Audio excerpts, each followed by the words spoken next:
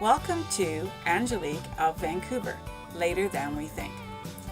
In our previous episode, we spent some time in the Octopus Islands and decided to make a sign for the fisherman's cabin so that people will remember where we were.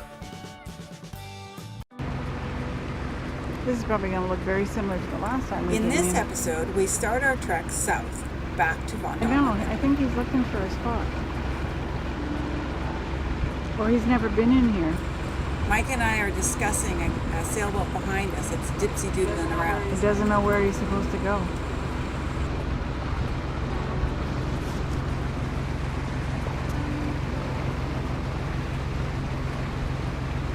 Because he's sped up again, dear. Yeah, it is.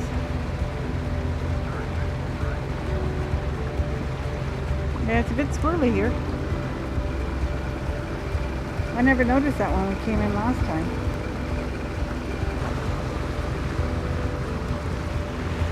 Really? So we're getting a 1.5 push.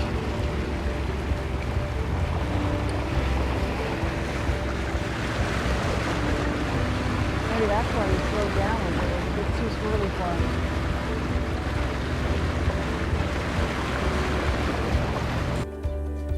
We spent a week in Von Donlep and we did hiked Squirrel Cove and did some swimming and all that kind of stuff, but we got so lax about filming that we didn't show you any of it. Sorry.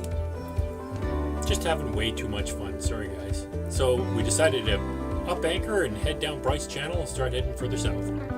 We're heading for Walsh Cove because we heard that it was quite nice there, and we'd never been to Walsh Cove. It's another marine park, but we'd never been there.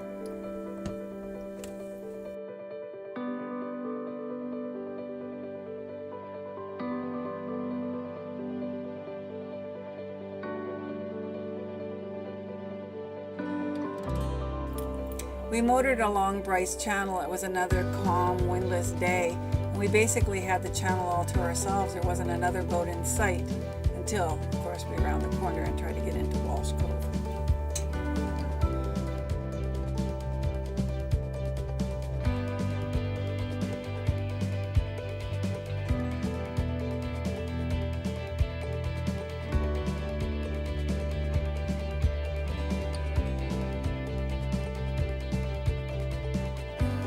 It's so calm on this day that I'm doing my Titanic bit by standing on the bow and just looking around. And just off to the port side will be Waddington Channel, which will be turning down to head to Walsh Cove. Yep, unfortunately no Leonardo DiCaprio, but she's just going to have to put up with me. Yeah, that's unfortunate. Entrance to Waddington Channel, as you can see, it's fairly narrow. Like all passages up in this area, best to hit them at slack water. Then it looks like this, a lake.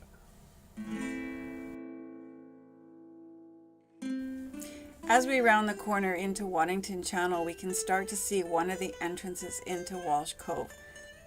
There seems to be quite a few boats in there, so we don't actually think that we're going to be able to stay. But we're going to give it the college try. Yeah. Walsh Cove is a marine park on West Redonda Island, and we have never anchored here before, so we were really hoping that we would be able to get in there, but it looks like potentially we might not. Walsh Cove is quite deep in the middle.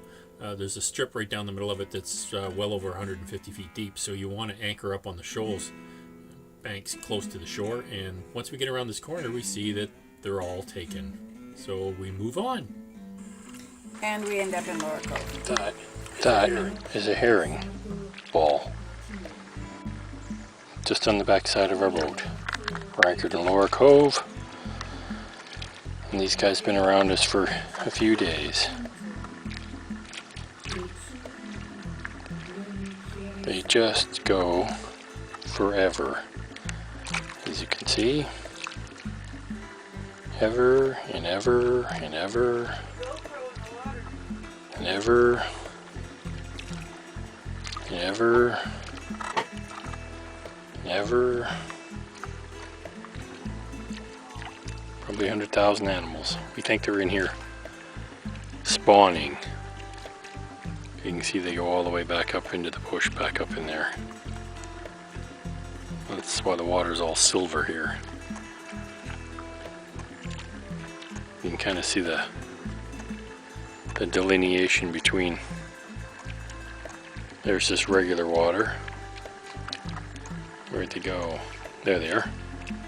You can see how they're all moving in around there. That's not ripples in the water, that's actually herring. And there's the flat water that they leave behind. We spent 3 days in Laura Cove, and I needed to get some of my projects finished. What I'm working on is bead embroidery for a peacock purse, clutch purse that I made. Yeah, it's gorgeous actually. It's a really nice piece. I can't believe that she does this kind of work on a boat though.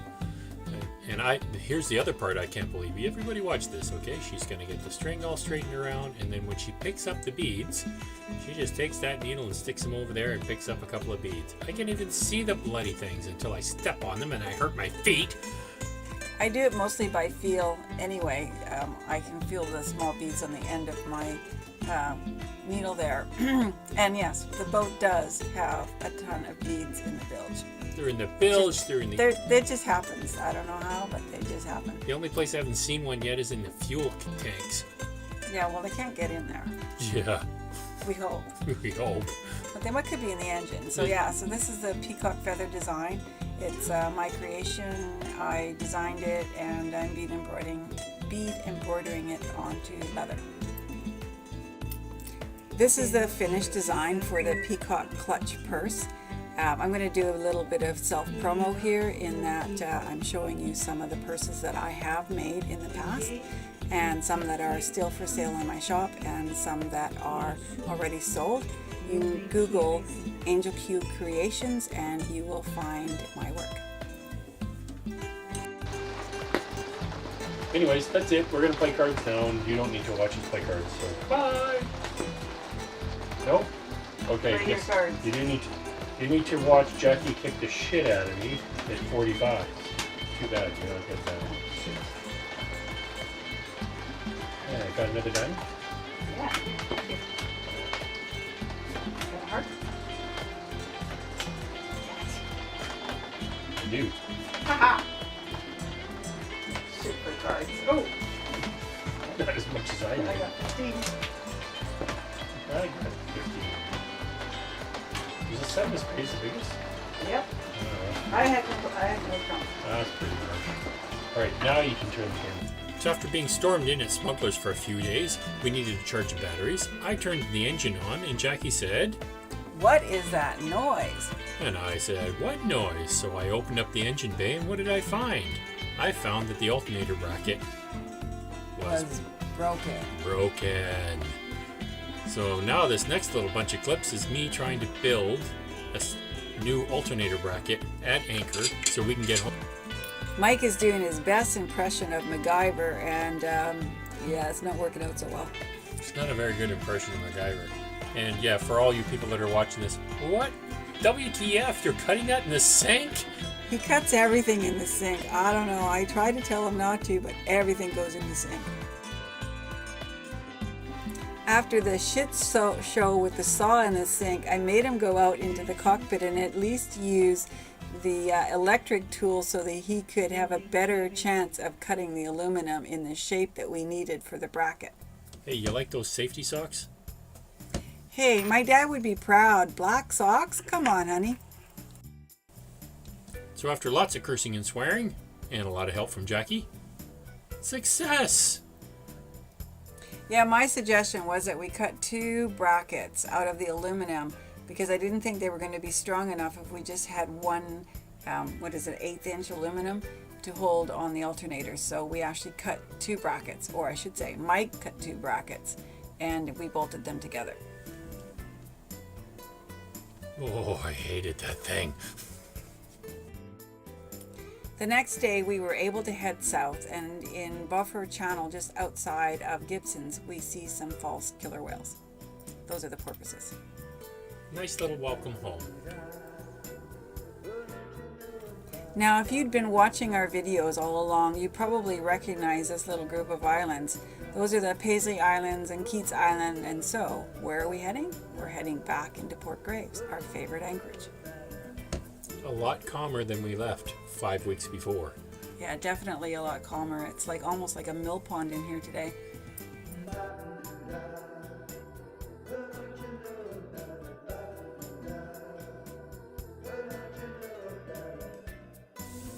So here we are in Collingwood Channel, and because we're the pretty green boat, if there's any commercial traffic around whatsoever, it will find us. That's a log dump. That one's empty. And if we pan over to this side, we'll find another tug on the port side out there, towing what looks to be a fish camp and a support barge. Yeah, always us. Doesn't matter where we go. No boats around until we actually want to head in somewhere, and then 2 tugs. Always commercial traffic. Or 2 ferries. Or 2 freighters. Or 2 something. This is the last series of our Desolation Sound trip. Look for our future episodes of our trip down to Mexico. Thanks for watching, guys. Hope you liked it. Give us a thumbs up. Subscribe to our channel at all the addresses you see scrolling by your face. See you soon. Bye. Bye!